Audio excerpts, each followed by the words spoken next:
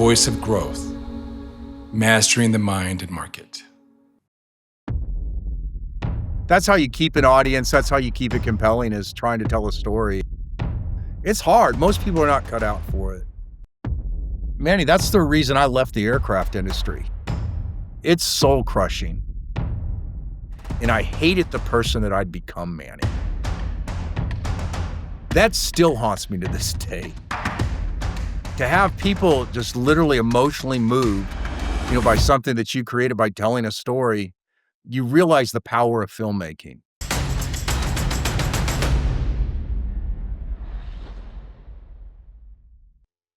Inspiring people to see the world from a different angle. It's what I try to do every day, Manny. So. I love that. I love that. And I love that, in fact, you have a background in aerospace. So there's a lot to talk about here. We're with Jim Stone, who is an Emmy award-winning everything. I mean, you've done so much in your career. And so tell us a little bit about what you're doing now. Wow.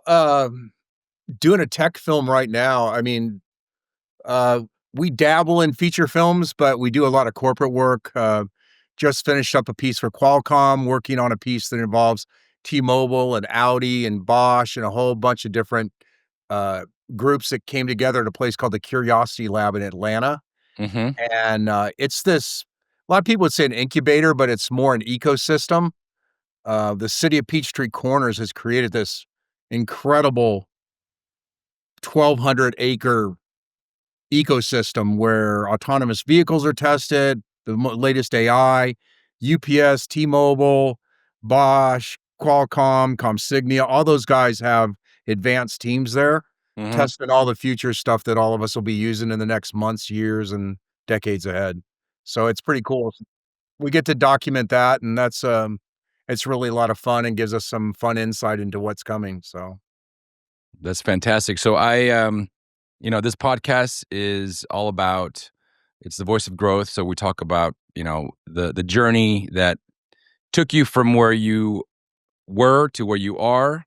Yesterday, we released a podcast. We had the pleasure of interviewing a gentleman named Herb Stratford, who restores old theaters to their glory days. When you were in Tucson, did you ever go to the Fox Theater? I did. Yeah, so that's he was responsible for getting that back up and running. Amazing. Yeah, we need them here. We have the PEX Theater where The Color Purple premiered.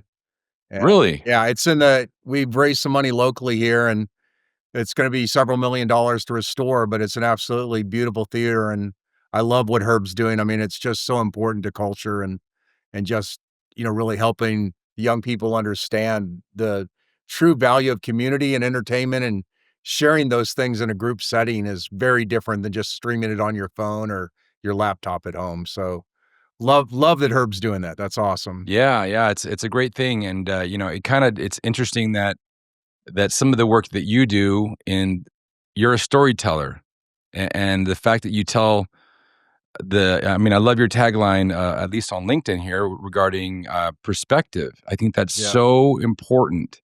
And a lot of people that listen to this podcast are maybe not in the business, quote unquote, right? They're not in the movie or in the storytelling business. Right. No, it's really, that's how people learn. It goes back to ancient times. Jesus taught in parables, right? What are parables? They're stories, right? So, the greatest, whether it's religious doctrine, politics, everybody are storytellers. That's how you keep an audience. That's how you keep it compelling, is trying to tell a story. And I love to be a part of that side of the business and do that. And that's what I really enjoy about filmmaking. I make a lot less money than I did when I had my engineering aircraft concern, but I wake up every morning excited, and I have no plans to retire anytime soon. So it's I think we're cut from the same cloth, Jim. I don't have any plans to retire. I have friends. I'm at the age now where I'm having friends that are retiring at a very young age. I'm 52, and I've got these guys that were in industry, and they're going to retire at 55, and I can't imagine what I would do with myself. Yeah, Manny, that's the reason I left the aircraft industry. I left the aircraft industry making a pretty significant, high six-figure salary from my company. We had a real nice run, had a custom log home in Texas, a beach house in Georgia on Tybee Island, bought a house for my mom and dad, bought an office building, did all of that, and was absolutely miserable. And uh, I just I just love being able to impact people's lives, and that's what I was able to do with film. That's what really shocked me about this. I got into it doing kind of traditional advertising in 2006. My dad was in the sales and advertising world. Hmm. When I transitioned over, it was fairly natural because I grew up around it, but, I'd use my design skills in a different setting as a program manager in the aircraft industry, as a consultant most of the time. First 5 years as a direct employee, and then for almost 20 more as a, consultant. But when we did our first feature-length film, Storm Soldiers, in 2012, Hmm. and I had wives and kids and grandmothers coming up to me crying, thanking me for telling the story of their husband or their dad or their brother. I mean, it really affects you. You're at this, we went to a bunch of different film festivals and we're blessed to win a few of them. But to have people just literally emotionally moved, by something that you created by telling a story, you realize the power of filmmaking. You realize the power of photography. I mean, that's something my wife's a fabulous I'm a pretty decent photographer. I do more of the fashion stuff with maybe your viewers can see behind me, but Hmm. that's a lot of fun. But my wife, it's amazing when people pass away, we're one of the first people they call because they wanna get a print of Aunt Edith or whoever, "Oh my god, I love that picture you guys took 10 years ago. Do you still have that?" Yeah. We try to dig it Right. up real quick and get it something printed for them. It's really, really important to people, and I learned that living at the coast. When the hurricane, you gotta evacuate, what do you grab? You don't grab all your toys, you grab your photo albums and your hard drives with all your pictures on them, and all Right. your home movies. And, of course, now you can upload them. So everybody upload them, back them up, double back them up. But there's a whole Yeah. generation printing something matters still, Manny. There's generations of images being lost right now, billions of images Oh, all because the people time. don't back them up, and and I've been a I victim remember of it as a myself. kid, my mom had and still has, I want to say 7 or 8 photo albums. Yeah, And and it kind of goes in time, right? You have some very old ones, and then you have ones that have me in it, and you have a few other past that. And I remember as a kid right, just flipping through them and asking my mom, "Oh, who's this? Who's that?" right. And so we don't really have that We same don't. way. I mean, we have it different. Like I can share a picture with you, and we kind of have a Yeah, little mini version of that, but it's kind of right. not the same as it was. No, there's something to that, and that's, the few magazines that have survived, just that whole tactile experience, the coffee table magazines, the big 300-page magazines, they Yep. still seem to do pretty well, but, it's something definitely we're missing, and, both with newspapers and magazines and especially, family photo albums. People really need to get back to that, and maybe in the age of AI, a little bit of the retro and the pushback might be getting back to some of those more, classic ways to remember things. Yeah, and actually that's a really good segue, Jim, because we talk a lot about trends here at Profectory and at the Voice of Growth podcast. We Right. talk about the way things are changing. People fear change a lot, and you know what? It's going to happen. It's inevitable. Yep. How do you see AI changing your industry in particular? Big, big changes already. It's pretty incredible. Um, we interviewed Jonathan Devados. I'll never forget. He's a former Microsoft guy early on, made a bunch of money, and we interviewed him at the World Economic Forum about, oh, 20 it was right when ChatGPT came out. Right after that, it was Okay. January. ChatGPT Yep. had come out in November, and we were talking to him early on about AI. And he asked us, were we on AI? And my director of photography, Brad Kramer, he'd gotten on it like the 3rd day. I tried to get on it like the 2nd week, and it was already, the bandwidth was way out. It took me 2 months before I could even get an account. And I said, what do you think is going to happen? He goes, well, here's what's going to happen. He goes, the people who just strictly rely on AI, they're not going to survive. The people that ignore AI are going to get beat by people like you who have all the skills you do, plus use AI. Yeah, So exactly. you plus AI is the survival formula for everyone out there. Mm-hmm. I mean, there's no avoiding it. We can't put the genie back in the bottle. You know, the good and the bad of it, I mean, you can see all the YouTube thumbnails, you know, with all the gloom and doom coming. You know, it's the end of the world. It's the apocalypse. There's no jobs in 2030, all that. You know, there was going to be no still photography after HD video came out. You know, everybody was Right. gonna grab clips off of video, and obviously still photography is still a big thing. And things just change. Things change now, but there is Yeah, they change, and people need to adapt. We've done a handful of interviews with leaders in the space. I have a friend of mine that's one of the kind of an OG AI guy from about Yeah. 15 years ago. He's been working on it for his whole career.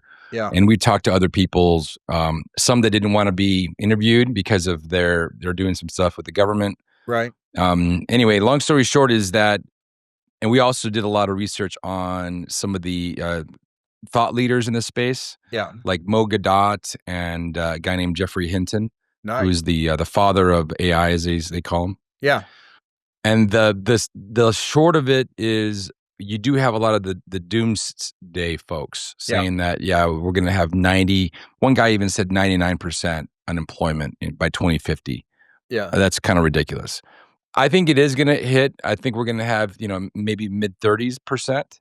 Yeah. But like you said, those that are able to adapt and are able to harness the power of AI with their existing foundation are just going to kick ass. I mean, they're going to take the world by storm. Yeah, we're already we're really blessed. I have a guy, Troy Alexiadis, who's based in San Diego, and he's a feature film guy, did 3D, CG, all that stuff on Spider-Man, the Avengers, and all that. And he got tired of just, doing the left hand of Spider-Man for 3 months. You know, they really segment you, into teams of two, and you see the credits at the end of those movies. It's insane. Yeah. How many people he got tired of just being, another, cog in the wheel. So he likes working with us because, there might be 6, 7 people on a team and everybody has a vital role. But the stuff he can do is absolutely incredible. And he's merging 3, 4, 5 different AI platforms, to come up with quick renders for us. And I use it every day now. I mean, Adobe Creative Suite has done a great job of integrating AI into Photoshop and Camera Raw even. It's pretty incredible. But there's another program out now, and I'm not sponsored by any of these, so I'm just telling you guys what I work with on a daily basis. Yeah. There's a program called Evoto now, EVOTO, and I kind of felt guilty about it because as a pro photographer, you want to get it right in camera, and you don't want to think, you're using AI in any way. And then there's a really famous fashion photographer in New York named Lindsay Adler, and I saw her talking about using Evoto. I said, well, damn, if Lindsay can use it, I'm going to give this a try. And I just had an editorial that had 71 images of this one gal. And she was younger. She's 18. She had a few, heat bumps, nothing great complexion, but, just normal stuff. You try not to retouch people to where they look retouched. But this thing, you retouch one image and you just save that and it tracks her face and it retouches that blemish across every image. Oh, really? I mean, yeah, it's insane. I did 71 images in literally 30 minutes, maybe. Like, That's crazy. retouched to magazine level. Like, what would have taken me 10, 15 minutes an image? Like, I'd have spent half a day or a day retouching those 70 images literally 2 years ago. And now it's insane. It really is. So if you don't embrace AI, you're going to get left behind really, really fast. And you have to continue to educate yourself. I mean, that's one of the things I try because I'm older than you, Manny. I just turned 66. And I tell people all the time, if you got a degree 5 years ago, it's pretty much obsolete. If you don't, you have to continue to educate yourself Things are changing so fast. I don't care if it's marketing, I don't care if it's engineering, coding, whatever it is, things are just moving really, really rapidly. And you can become obsolete really fast if you don't Yep, adapt, if you 100%. don't continue to learn. It's a lifelong process. So, Yeah, so I have I have a high school kid who graduates this year, and I have a sophomore in college, and the sophomore is studying optical engineering, and I tell him, look, yeah, you can get a foundational degree in something because you know how it is when you go to school, you think that you're given a tool, and that tool is going to be only used for one thing. And we yeah, all know that those are extremely rare. You know, the guys and gals that go into one thing and they do that their whole career is rare. And for him, I'm like, look, get a foundation. He's studying optical engineering. yeah, And if you want to go in a different direction slightly, then you do that. It's not a big deal.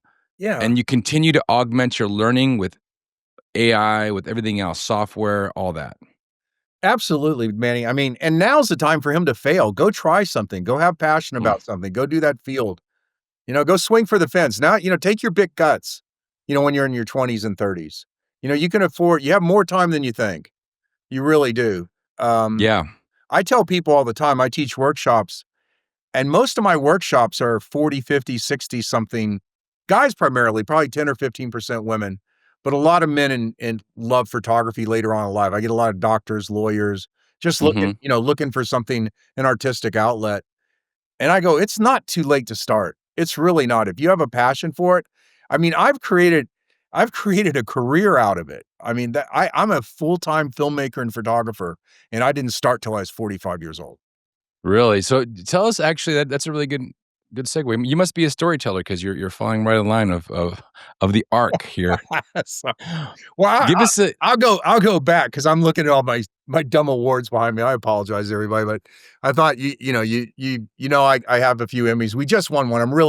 What makes me most proud, Manny, on those awards back there. My name's on about 9 of those 13 awards. Those are all won by Titan Pictures, right? But there's so many different names on those awards with me. From a 17-year-old kid from Alabama who was homeschooled and won an Emmy Award Mhm. at 17 years old, to one of my best friends, Drew Waters, who's an amazing guy. He was Coach Wade on Friday Night Lights. He was, had all kinds of billboards in Times Square. He was Ralph Lauren and Dolce and Gabbana model, and he was like this amazing actor you see on HBO and different places. He'd never won a trophy ever in his life. And he and I won that together. We produced and directed a short film last year called Timeless, and we did it in a community where it's David and Goliath because we're up against PBS and, a whole bunch of other people in the category we won. And, we did it on a shoestring budget with all the local Yep. community actors. And so it was a lot of fun. But I'm going to go back to the beginning about awards because you're talking about kind of the foundation of things. Yeah. Um, when I was a kid, my whole goal in life, and you're probably not even old enough to remember Bob Hope, Manny, but I Bob remember Hope. Bob Hope. Yeah, I do. Right? So Bob Hope was a famous comedian. He did his USO tour, and he had the Bob Hope, special, at Christmas and New Year's. He'd have the Bob Hope show, and he'd announce the Kodak All-Americans, right? And everybody get on there and you say, "Hi, I'm Jim Stone, University of Kentucky, hey mom, good, thanks for all the support," right? My whole goal from the time I was 8 years old was to get in Bob Hope and give my mom a shout out, you know? It didn't quite work out. I had kind of a broken up college football career, got injured and everything. But it taught me so much, that journey. But here's Mhm. the funny part, and this will explain my upbringing in a real quick story. So I go off to college. I come back home at Thanksgiving, my first year, and I'm excited to be home, give mom a hug. I go run upstairs to put my suitcase upstairs in my room, and I walk in my room and everything's changed, right? My room's not there anymore. I used to have a king bed. I had this sailboat. I used to race sailboats. Had sailboat stuff everywhere. Had surfboard. Had my "I love me" wall. With all your trophies from the time you were Yeah. 6 years old, and your high school awards and all that stuff. And all of it's gone. And it's like 2 twin beds with floral bedspreads and some duck prints on the wall. And I'm like, wow. That was I fast. come back downstairs. I mean, yeah, this is literally 3 months and it's gone. And I come back downstairs. I said, Mom, where's my room? She goes, well, right upstairs where it's always been. I said, Mom, all my stuff's gone. She goes, well, that's a guest room now. I said, Mom, but that was my room. She goes, well, you're a guest. And I'm like, okay. She goes, no, you're always welcome to home, son. But, you're out there now. You're a young man. And I said, Yeah. okay, Mom. Once that's settled in, I said, where are all my trophies? And she goes, they're in a box up in the rafters in the garage. I said, a box? She goes, yeah, they're in like a medium-sized box. It says awards on it. I go, Mom, how did you fit all my trophies in a box? She goes, well, there's this little nut on the bottom of them, and I just took a pair of pliers, took the nut off, and they all come apart in pieces. And you can pack all those awards in one box. She took all my awards apart, put them in a box. That's crazy. Wrapped them in newspaper, and sealed it up. I said, Mom, what am I going to do? And she said, go win some more. That's nice. Go win some more. And you did. Really, yeah, I did. And it helped me understand that, awards are great for a few hours or a few days. And it's nice to reminisce when you get old, but it's really just one point in time and you just got to keep moving forward. And that's 100%. I think that's one of the biggest lessons my mom and dad ever taught me was, don't rest on your laurels. Just keep moving forward. So anyways. Yeah. So on my LinkedIn, I have, award-winning entrepreneur, blah, blah, blah. And in a similar way, to me, an award is really more almost like a balance sheet in time of something that might have happened. And in the very same way, it's my team that was behind me that, we won the award together. There's a few personal ones in there, like 40 under 40 and all that. And to me, it doesn't make that much difference. I mean, for me, it's just a way to showcase, hey, listen, I'm legit. But otherwise, I'm out there winning more awards too. I'm out there swinging for the fences every day. Yeah. Yeah. No, you got to. I mean, that's what I would tell all the kids out there. I mean, just keep going, keep trying to do your best. I mean, I tell the start of every film we do, because, I'm in a pretty interesting industry and I'm pretty moderate and I stay very apolitical. So when I'm on set, I have friends that are super conservative. I have friends that are super liberal. I have some trans folks over here and a lot of the LGBTQ plus community, on set, all kinds of different folks. And I tell everybody, I go, look, we don't talk politics. We don't talk any of the controversial stuff. We all agree on about 85% of things. We're all Americans here for the most part. Let's just love on each other. Let's have a good time. And let's try to do something great. Because if we try to do something great, then at least it's going to be good. If we all strive to be the best we can today, if we can all put the greatest effort we can in today, I guarantee you we're going to produce something that's good. And that's really come through for us as a team. So, yeah, we're definitely cut from the same cloth, Jim, because I have the same exact sentiment.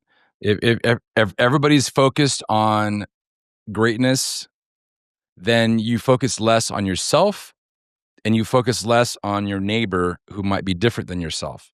You know what I mean? We're all human beings and we all want basically the same thing. We want to be healthy, happy, fulfilled. We want to leave a legacy. How you do that is kind of up to you, but we all kind of want the same things. Yeah. I think it's really persistent, Manny, because whether it was in my athletics or my business career, I wasn't the strongest or fastest. I was good. I had good stats, but it was really just showing up every day, and taking your at bats, right? Going there, taking the hits, getting back up. And that's what sports taught me about business is like, you're going to have some good days. And then some days somebody's just going to kick your ass. And there's always somebody. And I don't know how far, I'm not going to use foul language, but my cousin who was an All-American at Virginia Tech told me, he goes, hey, don't be cocky. There's always somebody that's going to kick your ass, Yeah. And he was an All-American. He said, just when you think you're riding high, somebody's going to take you out. whether it's on the football field or the business field or just life. And you got to be ready for it. You just got to acknowledge that's going to happen sometimes, and you just can't quit. You just got to get up and keep going. Is there a time that you can remember in your career, whether it's in the aerospace side or the filmmaking, storytelling side, that you were faced with a major challenge Mm. that maybe you wanted to pull out or quit that project? Or can you share something that has some sort of a lesson of grit behind it? Yeah, I actually, and this relates since you're based there in Tucson. I was actually working as a consultant for Bombardier, and I was on the Global Express Joint Development Team. Before the Global Express, their flagship aircraft existed, they make the regional jets that so many of us fly on Delta Yeah. or American, right? That it's either an RJ, regional jet by Bombardier or Embraer, typically Hmm. regional jets. And so they wanted to use the RJ as a platform to develop the new interior, the shell, the water system, everything. It was all from scratch. And um, I was a young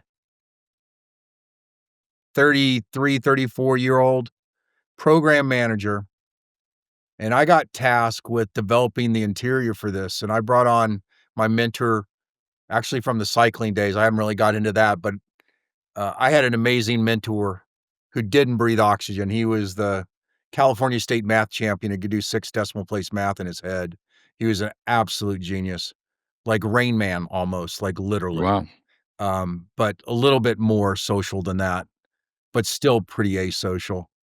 And but I brought Rich and I brought all the best guys I had on board for this, and we had 14 months to deliver this. And about 6 months to go, we'd been working 6 days a week already, and the director of engineering at the time, brought me in, and, he sat me down, he said, "Hey, I wanna let you know I'm moving to service department to over this Hmm. center." This is a gentleman by the name of Mike Eddy, great guy, great friend, and he goes, "Hey, kid, I wanna let you know something." He goes, "If you manage to deliver this airplane, it'll take a bulldozer to get to the front of the line to get any credit for it." He goes, "But if you don't, which is the most probable thing, and there's a lot of people betting that you won't, and some people that hope you don't, already have a target painted on your back, and they're gonna push you out on the tarmac with that target on your back. You're the designated fall guy. So if you wanna continue, Superman, knock yourself out." Wow. And, the company we were doing the airplane for was Technique d'Avant-Garde, TAG watches, TAG Heuer, right? Yep. They have TAG Aviation at the time, and they were one of Bombardier's biggest customers. And I was friends with, the son, Eric Karub. I was friends with Eric, who is based in Montreal, and his dad, Benoit, was the president of TAG Aviation. And they wanted the aircraft. I know TAG wanted it. And Hmm. what I was told was that if we delivered this, on time, that myself and my 4 leads would all get TAG watches. That was like not a big deal for all the hard work, but it was a nice memento. Well, 6 months later, working the last 58 days straight, 12, 14 hours a day, never a day off, my hair down to my shoulders, like literally, because I don't think I'd cut my hair in 9 or 10 months. We delivered that airplane, and it was lighter and quieter than anything that had ever flown for Bombardier. And as Mike Eddy predicted, we were told not to get on the airplane for the last 3 days after we finished it, right? Like, all of a sudden, we could build the bus, but we weren't good enough to ride on it, Hmm. okay? This Okay. was monumental in my career, and I'm thinking, here I was flying back and forth to Montreal, I'm doing I'm program manager, high visibility position on a very, very contentious project. And my team brought us through, and it was a kick-ass airplane. And in flies two Bombardier aircraft fly in to the airport in Tucson, and out get all the vice presidents that weren't involved with this thing, had nothing to do with it, just a bunch of bureaucrats from Montreal to get down there and just bask in the glory of delivering this airplane so it could make the Dubai Air Show. And all of us are sitting out here, behind 500 people. Just so the next day, me and all my key guys came in and tendered our resignation, said, "Hey, it's been a fun run, guys. Bye." They were in I shock. don't blame you. Yep. Got called up to Montreal 2 weeks later. I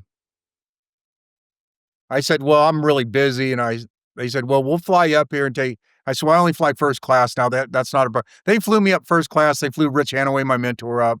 They did all that, and we just told them there. I said, "We're just not interested in working with you anymore."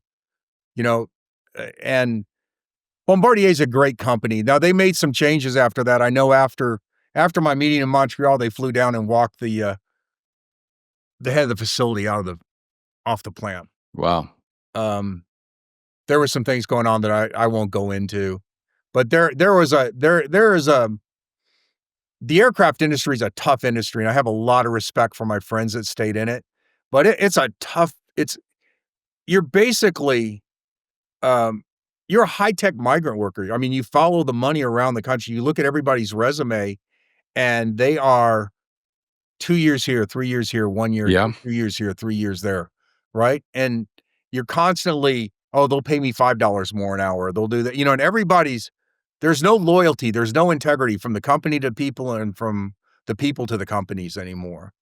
And that Yeah. started back in my day. I mean, my dad, they go to work for a company and you retire 35 or 40 years later, and that just doesn't exist at scale now, but I mean, No, it doesn't. aircraft industry was one of the first ones to do it. And look, it was a fun industry. I mean, I really loved making that airplane. I'm really proud of what we produced, but I told my wife at that time, I said, "Look," and I just turned 35. I said, "If I'm 45 and still doing this crap, and I feel the same way I'm walking," and on my 45th birthday, I quit the aircraft industry. That's So, fantastic. Yeah, I have a lot of respect for the aircraft industry as well as the automotive industry. I yeah, spent some time in automotive, and the engineering required to make something like a car reliable yeah, for what we pay for them. I mean, yeah, they're expensive as hell, but still what they are, it's remarkable. yep, And yeah, so I definitely I feel you there. My first job as an engineer was at an aerospace company working on bearings for the flaperons and ailerons, and so a lot wow, of respect for that. So yeah. I had to, when I took that job, I was a program manager at the time. And when I first went out to the Learjet facility, I had to teach myself. My first drawing was due in 2 weeks, and I'd never used AutoCAD before. So I had to teach myself AutoCAD and finish my first drawing in 2 weeks. So, um, there were a lot of challenges back then, a lot of challenges to overcome for sure. But I was, again, my cousin, Stevie Bacco from Virginia Tech, the second thing he said to me, he goes, "Surround yourself with winners." This was his advice as far as football, right? Surround yourself with people that are better than you. And I always took that into business. I mean, the people that are on my team now they're great at what they do. They're better at things than I am. And, we get along. It works as a team, so surround yourself with winners. That's how you get through the tough challenges in life.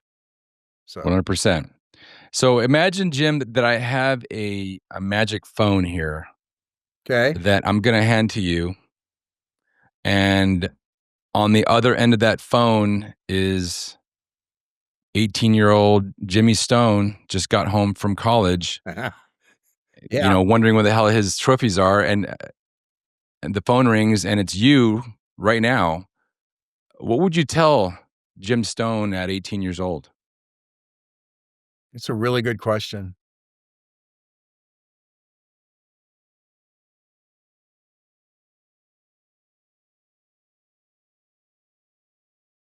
don't waste your time hanging around with people who don't have the same goals and aspirations that you do. Be very careful who you get serious with, because the person you marry has a big impact on your life. You know?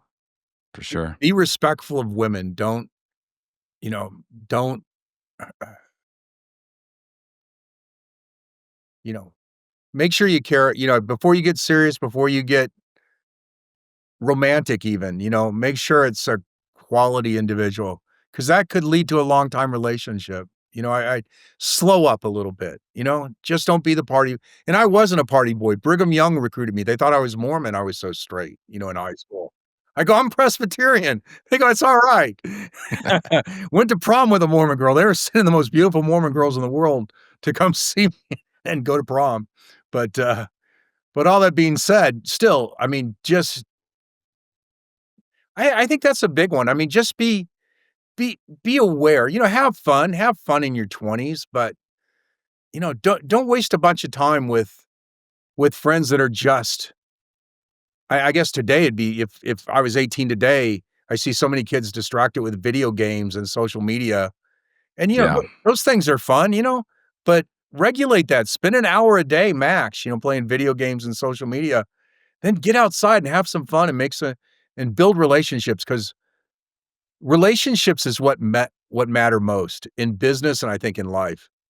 Everything I've gotten, every deal I've done is because of the relationships that Mm-hmm. I've been able to build. That people have been kind to me, people have been gracious, very gracious with me. I've been through some hard times. I'm like that Jimmy Buffett song about making enough money to buy Miami, but I pissed it away so fast, right? Yeah. So I've had my ups and I've made millions, lost millions, made millions, lost millions. And people have shown me grace. So when I'm up and somebody owes me some money or maybe owes me some favors, I look at the situation. I'm not like, you owe me that $200. You better damn well pay me. Yeah. You got to show some grace, because if you don't show You do. grace, then you don't deserve to be shown grace. And There's people in my community that I would call more acquaintances than friends yeah. that are straight up bullies. Mm, They either come from money or they have money or they have a position of power, and how they treat people when people aren't looking is disgusting. And I want no part of it. mm, They're out there. They're going to be there. But at the end of the day, they're unfulfilled. They're shallow and hollow inside. yeah. I don't want that. I live a comfortable life. I have a great family, a great partner, great. My kids are great. Everybody's healthy. Yeah. I am rich and I'm wealthy beyond measure because of those things. That's awesome, Manny. All right, I have a part B Well, for this question. all right. Please. You you reminded me of something, and I need to maybe this will kind of put a period at the end of the aircraft sentence and why I left. Because for the very same reason, the people that I were around, the language that I began to use, the way I was treating people to win, and I won. Make no mistake, you can be a bully, you can be an asshole, you can be those people, and you can make money, and you can deliver projects, and you can do those things, but that's short term, because it's soul crushing. And there was a 72-year-old PhD engineer that drove from Texas to Tucson to work on our team. And we're going 100 miles an hour on that project I was telling you about. And he was out there and he was moving and he was hand drawn. And then I had to give it to somebody to draft it up in AutoCAD. And I fired him after 2 weeks. And I brought him in and I said, dude, you are just too slow for me. That guy had forgotten more than I knew. My arrogance at that time from being around those folks, that still haunts me to this day. When that man broke down in tears and was gonna have to drive back to his wife, at 72 years old, I still pray to God, please forgive me for that. That was so arrogant, it was Yeah. so wrong. And I hated the person that I'd become, Manny. I really hated the person I'd become. And I told my wife, I literally dropped to my knees, and here I am making $500,000 a year, take home, right? I mean, taxable income. And I hit my knees in the shower on a Sunday night crying, hating my life because of the person I'd Yeah. become. And I just said, I can't, this isn't me. This is not who I am. This is not how I was raised. And I have to do something meaningful with my life. And that was a change. And that's when I made my wife the promise that if I can't do this in a different way, if this is still the same when I'm 45, I walked and I walked. So anyways, Well, second part of that's the a very question. powerful story. Yeah, very powerful story. Okay, I have that same phone. I'm gonna dial a different number, and Okay. it is Jim Stone at 86, 86. Okay. and you get to ask Jim, and rather than give advice, you get to ask Jim something. What would you ask yourself at 86, 20 years from now? Why didn't you take better care of yourself? That's what I'd ask my silly self. Hopefully I did start taking care of myself. No, what would I ask?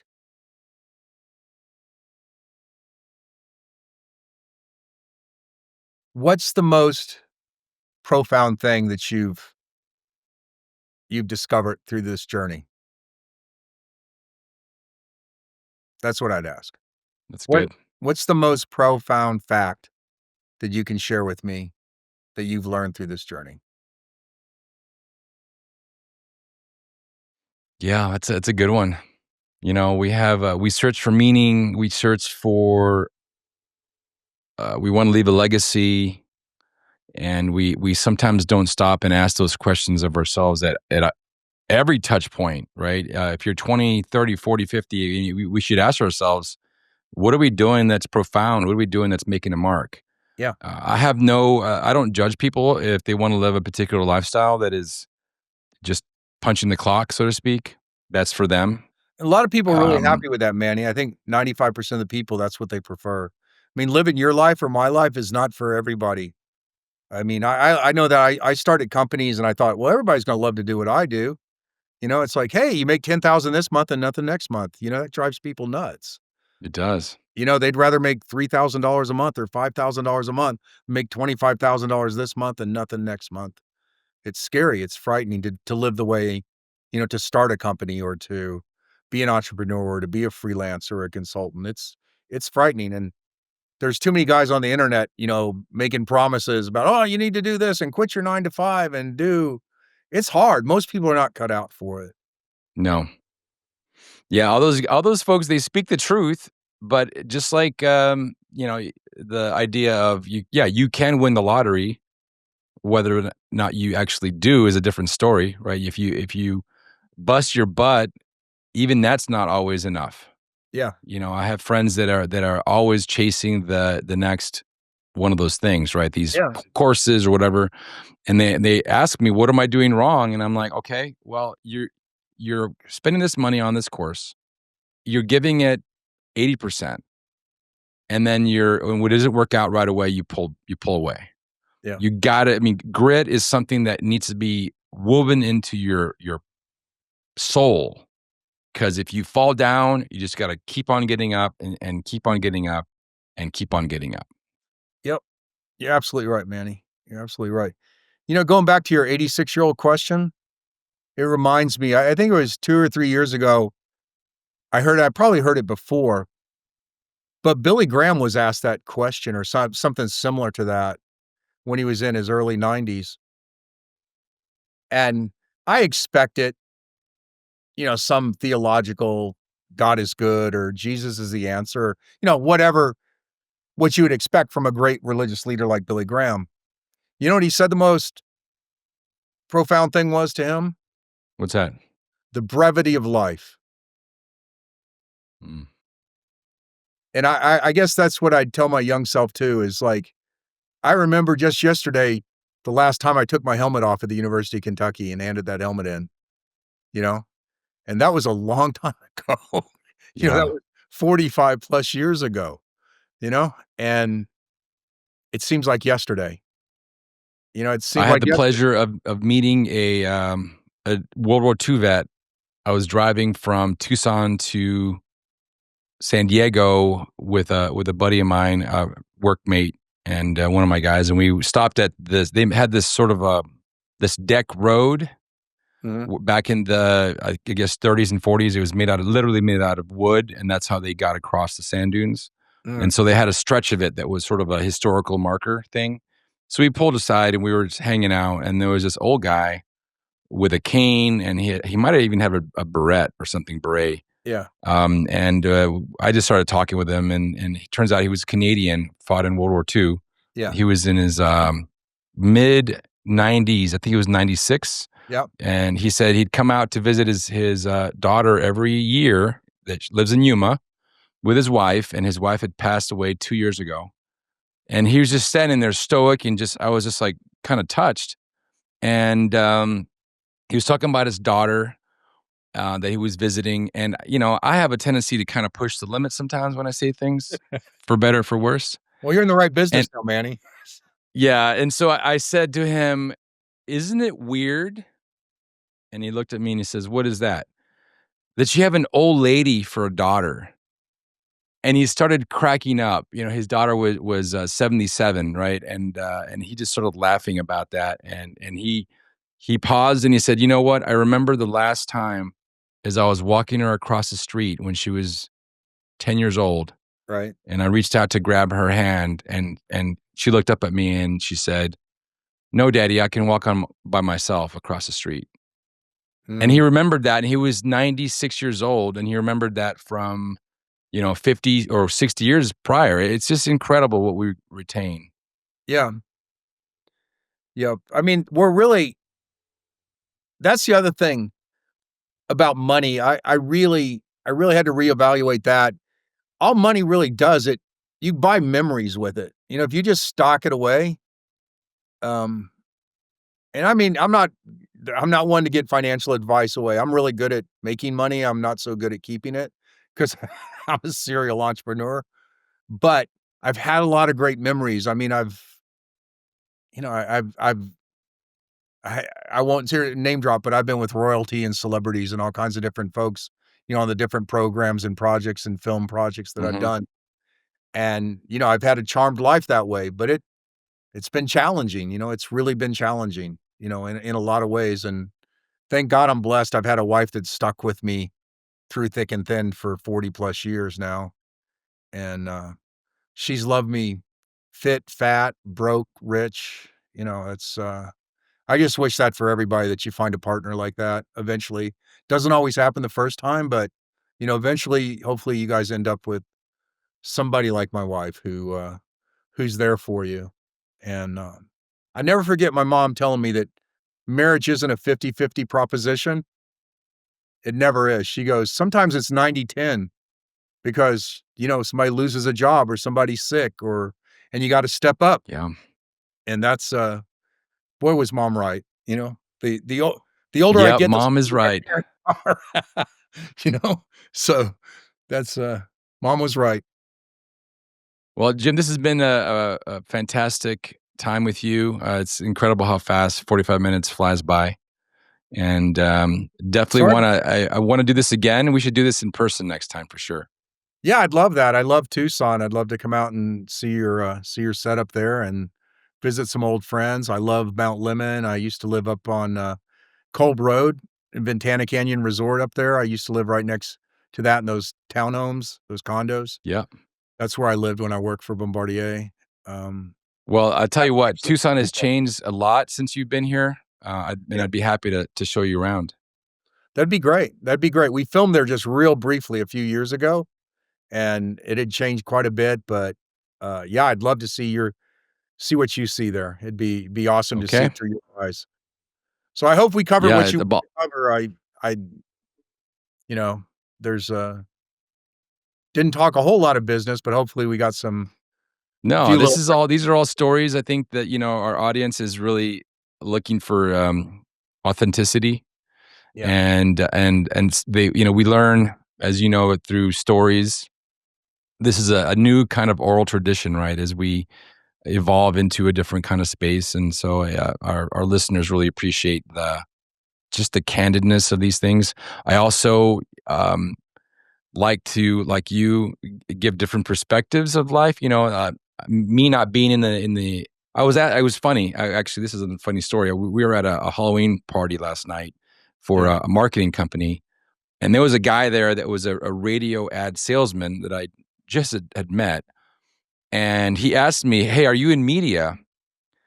And I said, "No, not really." And then I paused and I'm like, "Well, maybe I am. I've got a podcast." Yeah. And he's like, "Of course you are." And I'm like, and it kind of hit me that now I'm venturing into the media world. It's kind of crazy. Every company's a media company now, Manny. I mean, if you want, look at, here's some business advice. If you own a company, you are a media company. And I'll leave you with this. We did some work for Red Bull. Before Red Bull created the Red Bull Media House in Los Angeles, they had the one in Austria, but they hadn't had LA and New York. So we did a couple of films for Red Bull. And we were doing this big shoot up in the mountains in Southern California. And Ryan Runke was a team manager, and I'm sitting there riding the ski lift with him. It was all about snowboarding, so we're both on snowboards. I'm not on film. I'm just the producer director riding to set on a snowboard, which was kind of cool. But That's kind of cool. I'm sitting there and it's 2012, right? And Red Bull was big, but it wasn't the craze that, where you have all these energy drinks now. And they were definitely the biggest and spending a ton of money on everything. And I sat there and I go, Ryan, I said, I cannot believe the amount of money Red Bull spends on marketing for a energy drink company. He goes, we're not an energy drink company. And I go, Red Bull's not an energy drink company? Now keep in mind, I'm in the marketing world, right?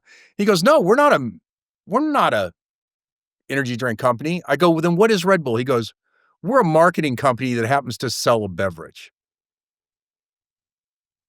Now let that reset your brain. Now you'll hear guys like Gary Vaynerchuk and different people talk about the fact that all of us are media companies now. If you own a company, you are a media company. If not, you're going backwards. I couldn't agree more. A lot of the old school, we'll say later Gen Xers like myself, early boomers, they don't get it. The younger folks do. They get it like this. Yeah. But especially my boomer buddies, they're just like, no, I don't have to worry about it. Dude, you have a restoration business that does 10 million a year, but you could be making 100 million if you were out there spreading the word. Yeah, it's really finding that balance between kind of the old school boomer where it's all about relationships, right? Which I still think, like I said earlier, is super important. And the new school, which is you're a media company, right? You got to build your personal brand. You got your company's got to have an online media presence, right? You have to bring both of those, just like we have to bring our skills plus AI. If you don't use your skills plus AI, and if you don't have relationships plus a media company as a business, you're getting left behind. Yep. You got to bring them both. Absolutely. No, thank you so much for your time and for sharing some stories with us. And definitely look forward to having you out here in Tucson sometime soon. Great. Thank you, Manny. And thank you for what you're doing. I really respect what you're doing, getting this out there and starting this. So thank you much. Appreciate it. Have a blessed day. Cheers. Cheers.